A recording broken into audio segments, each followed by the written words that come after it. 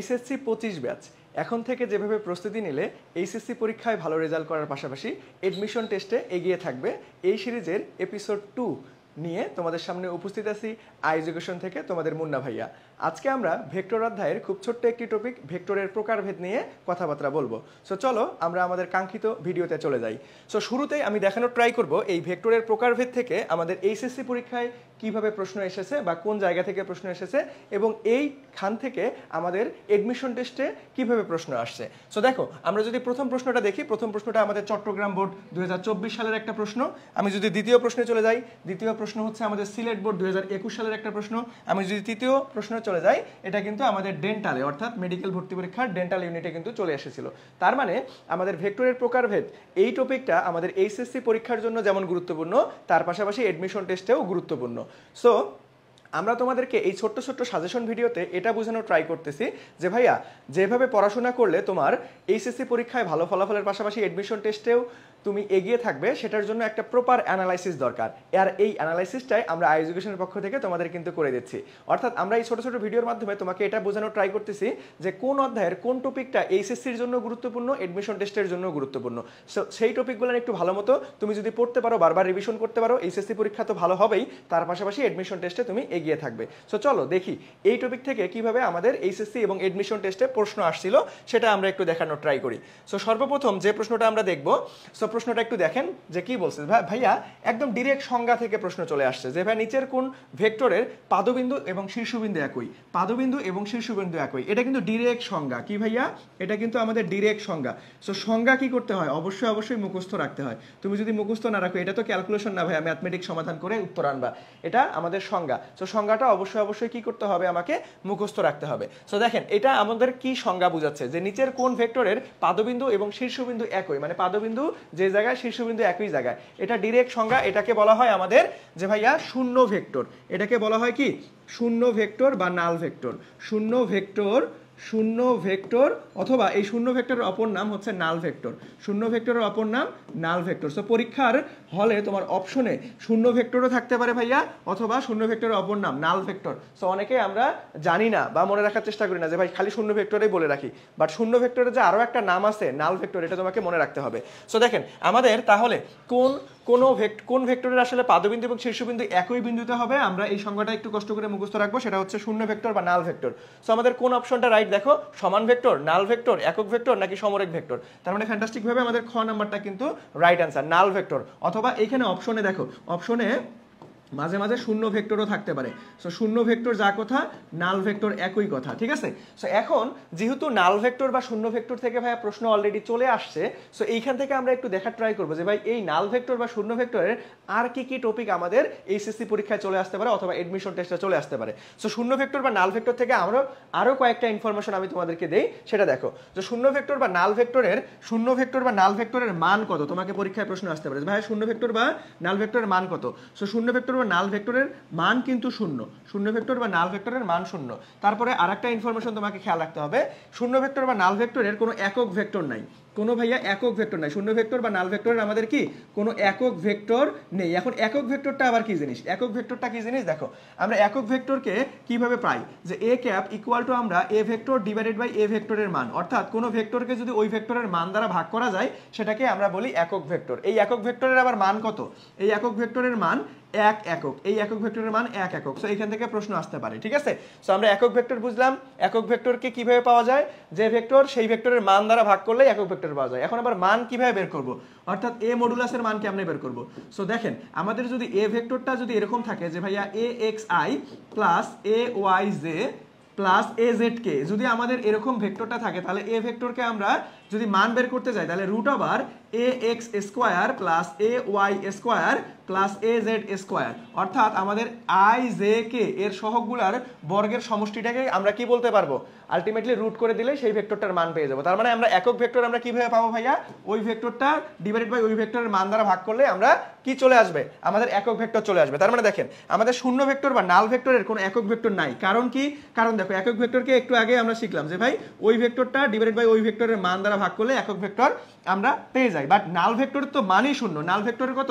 নাল vector তো মানই শূন্য, তার মানে শূন্য দ্বারা ভাগ করলে আলটিমেটলি কোনো কিছুকে যদি আমরা শূন্য দ্বারা ভাগ করি ভাই, তাহলে তো অ্যান্সার হিসাবে আমাদের কি আসবে? আমাদের তো ইনফিনিটি চলে আসবে, তার মানে এটার কোনো একক ভেক্টর থাকবে না।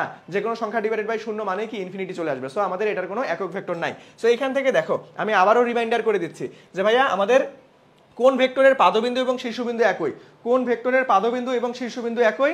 সো আমরা খুব সহজেই এটার সংজ্ঞাটা মনে রাখলাম যে ভাই শূন্য ভেক্টর, অথবা এটার অপর নাম কি? নাল ভেক্টর। সো এই শূন্য ভেক্টর বা নাল ভেক্টর থেকে আমাদের কি কি ইনফরমেশন জানতে হবে? যে ভাইয়া শূন্য ভেক্টরের মান শূন্য, এর কোনো একক ভেক্টর নাই, ঠিক আছে। সো একক ভেক্টরটা নিয়েও আমরা একটু কথাবার্তা বলছি। সো একক ভেক্টরটা কি? ওই ভেক্টর এবং ওই ভেক্টরের মান দ্বারা ভাগ করলে সেটাকে আমরা বলতে পারবো যে ভাইয়া আমাদের একক ভেক্টর। একক ভেক্টরের মান কত? এক একক। এখন একটা ভেক্টরের মান কেমনে বের করব? একটা ভেক্টর যদি এটা হয় তাহলে মান কিভাবে বের করবো সেটা আমরা তোমাদেরকে দেখাই দিলাম। তাহলে দেখো এই কনসেপ্ট থেকে বা এই টপিক থেকে যত ধরনের ঘুরাই পেঁচাই প্রশ্ন আসতে পারে আমরা কিন্তু সুন্দরভাবে তোমাকে অ্যানালাইসিস করে দিয়ে দিলাম। সো এই বিষয়গুলোর খেয়াল রাখতে হবে। সো এখন চলো আমরা নেক্সট প্রশ্নে যদি চলে যাই, নেক্সট প্রশ্নটা দেখি কি বলা আছে। দেখো নেক্সট প্রশ্নটা একটু খেয়াল করো। নেক্সট প্রশ্নটা ভাইয়া যে ভেক্টরের নির্দেশক রেখাংশটি আদিবিন্দু ও শেষ বিন্দু যদি মিশে যায়। দেখো এই একই প্রশ্নে একটু তোমার বাংলা ভাষাটা চেঞ্জ করে দিছে। বাংলা ভাষাটা কি করছে ভাই? চেঞ্জ করে দিছে। দেখো আদিবিন্দু এবং শেষ বিন্দু যদি মিশে যায় তাহলে তাকে কোন ভেক্টর বলে? ভাই আদিবিন্দু এবং শেষ বিন্দু যদি মিশে যায় তাহলে একই বিন্দুতে আদিবিন্দু এবং শেষ বিন্দু যদি একই হয়, একই বিন্দুতে যদি আদিবিন্দু এবং শেষ বিন্দু হয় তাহলে সেটাকে বলতে পারবো আমরা শূন্য ভেক্টর বা নাল ভেক্টর। সেটাকে বলতে পারবো কি? শূন্য ভেক্টর বা নাল ভেক্টর। তাহলে অ্যান্সার কি আসবে? ওই সেম ঘুরে উল্টে আমাদের এই যে ঘ নাম্বারটা শূন্য ভেক্টর, অথবা এখানে তোমার পরীক্ষার প্রশ্নে নাল ভেক্টরও বলা থাকতে পারতো। ওকে, সো শূন্য ভেক্টর যার কথা, নাল ভেক্টর একই কথা, একটা অপরটার অপর নাম, ঠিক আছে। সো আমরা খুব সুন্দরভাবে কিন্তু দেখো দেখে ফেললাম। সো এর আগেটা কি ছিল? যে ভাই কোনটা ভেক্টর মানে শীর্ষবিন্দু এবং আমাদের হচ্ছে পাদবিন্দু একই, সেটাও আমাদের কি ভাইয়া? আমাদের নাল ভেক্টর ছিল। আর এটা দেখো একটু জাস্ট ভাষাগত চেঞ্জ করে দিছে যে ভাই আদিবিন্দু এবং শেষ বিন্দুতে যদি মিশে যায় তাহলে কোন ভেক্টর হবে? তাহলেও কিন্তু আমাদের নাল ভেক্টর বা শূন্য ভেক্টর হচ্ছে। সো এখানেও দেখো আমি একদম সুন্দর মতো তোমাদেরকে আলটিমেটলি একক ভেক্টরটা নিয়ে আলোচনা করছি, যেটা একটু আগে আলোচনা করে দিলাম। এখন যেহেতু ভেক্টরের প্রকারভেদ নিয়ে আমরা ভাইয়া কথাবার্তা বলতেছি, সো আর কোন ভেক্টরের প্রকারভেদটা আসতে পারে আমাদের পরীক্ষার জন্য খুব বেশি গুরুত্বপূর্ণ কোনটা, সেটা একটু তোমাদেরকে একটু সাজেশন দিয়ে দেই। দেখো আমাদের বিপ্রতীপ বা ব্যতিহার ভেক্টর, এইটা খুবই খুবই খুবই গুরুত্বপূর্ণ পরীক্ষায় আসার জন্য। সেটা তোমার এইচএসসি পরীক্ষা হোক বা এডমিশন টেস্ট হোক, এইখানে দুইটাতে অলরেডি এখান থেকে প্রশ্ন আসছিল বিপ্রতীপ বা ব্যতিহার আমাদের ভেক্টর। এখন বিপ্রতীপ বা ব্যতিহার ভেক্টর আমরা কিভাবে আমরা পাবো সেটা একটু দেখেন। সো বিপ্রতীপ বা ব্যতিহার ভেক্টর মানেই হচ্ছে মান একে অপরের উল্টা। অর্থাৎ একটা ভেক্টর দেখো আমি যদি উদাহরণ দিয়ে তোমাকে বুঝাই যে এ ভেক্টরের মান যদি 5i হয় তাহলে এ ভেক্টরের বিপ্রতীপ বা ব্যতিহার ভেক্টরকে আমরা বলতে পারবো যে ভাই 1/5i, অর্থাৎ জাস্ট মানটা কি উল্টাই যাবে, মানটা কি হবে ভাই? উল্টাই যাবে। সেটাকে আমরা বিপ্রতীপ বা ব্যতিহার ভেক্টর বলবো। সো এই টপিকটা বা এই আমাদের সংজ্ঞাটা ভেরি ভেরি ভেরি ইম্পর্টেন্ট তোমার এইচএসসির জন্য, তোমার এডমিশনের জন্য। সো এইটা অবশ্যই অবশ্যই দেখে রাখবা। তো চলো এখন এই ভেক্টরের প্রকারভেদ থেকে আমাদের এডমিশন টেস্টে ডেন্টালে যে প্রশ্নটা আসছিল সেটা একটু দেখানোর ট্রাই করি যে ভাইয়া প্রশ্নটা কি আসছিল। দেখো সেম প্রশ্ন ভাইয়া, সেম। এখন আমরা একটু আগে এইচএসসি তে সমাধান করে ফেললাম না এইচএসসি পরীক্ষার প্রশ্ন? দেখো ওই এইচএসসির পরীক্ষাটার প্রশ্নই কিন্তু আমাদের কোথায় আসছে? ডেন্টালে চলে আসছে। তাহলে দেখো তো ডেন্টালের প্রশ্নটা কি বলা আছে যে ভাইয়া কোন ভেক্টরের শুরু এবং শেষ একই স্থানে? কোন ভেক্টরের শুরু এবং শেষ একই স্থানে? শুরু এবং শেষ একই স্থানে কার রে? শুরু এবং শেষ একই স্থানে কার? নাল ভেক্টর বা শূন্য ভেক্টর। শুরু এবং শেষ একই স্থানে কার? নাল ভেক্টর বা শূন্য ভেক্টরকে আমরা বলতে পারবো। সো চলেন দেখো আমরা খুব সুন্দরভাবে কিন্তু দেখে ফেললাম যে ভাই এই টপিকটা অর্থাৎ ভেক্টরের প্রকারভেদ থেকে আমাদের এইচএসসি পরীক্ষাও কিন্তু অনেকবার প্রশ্ন আসছে, আবার আমাদের এডমিশন টেস্ট অর্থাৎ ডেন্টালেও কিন্তু প্রশ্ন আসছে। সো এই টপিকটা খুবই খুবই খুবই গুরুত্বপূর্ণ।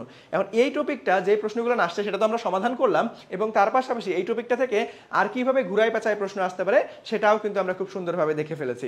সো অবশ্যই অবশ্যই এই জিনিসটা একটু সুন্দরভাবে মাথায় রাখবা।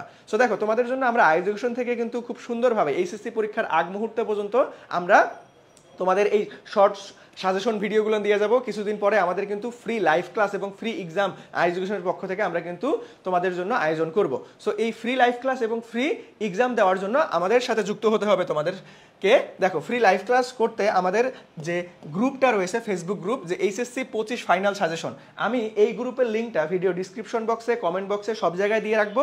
সো তোমরা খুব দ্রুত যারা এখনো যুক্ত হওনি ভাইয়া আমাদের এইচএসসি 25 ফাইনাল সাজেশন গ্রুপে, এটাতে কিছুদিনের মধ্যেই কিন্তু আমরা ফ্রি লাইভ ক্লাস এবং আমাদের ফ্রিতেই পরীক্ষা নেওয়ার ব্যবস্থা করব। সো সবাই একটু দ্রুত যুক্ত হয়ে যাবা। এই গ্রুপের লিঙ্কটা আমি ভিডিও ডিসক্রিপশন বক্স, ক্যাপশনে, কমেন্টে সব জায়গায় দিয়ে রাখবো। ওকে, তার পাশাপাশি এই ভিডিওগুলো আমাদের ইউটিউব চ্যানেলেও আপলোড করা হচ্ছে। তোমরা চাইলে আমাদের আই এডুকেশন ইউটিউব চ্যানেলটা সাবস্ক্রাইব করে রাখতে পারো এবং বেল আইকন প্রেস করে রাখতে পারো, যাতে করে তোমার কাছে সবার আগে নোটিফিকেশন যায়। সো আজকের এই ছোট্ট সাজেশন ভিডিওটা এতটুকুই, দেখা হবে নেক্সট আরেকটা ভিডিওতে। আসসালামু আলাইকুম।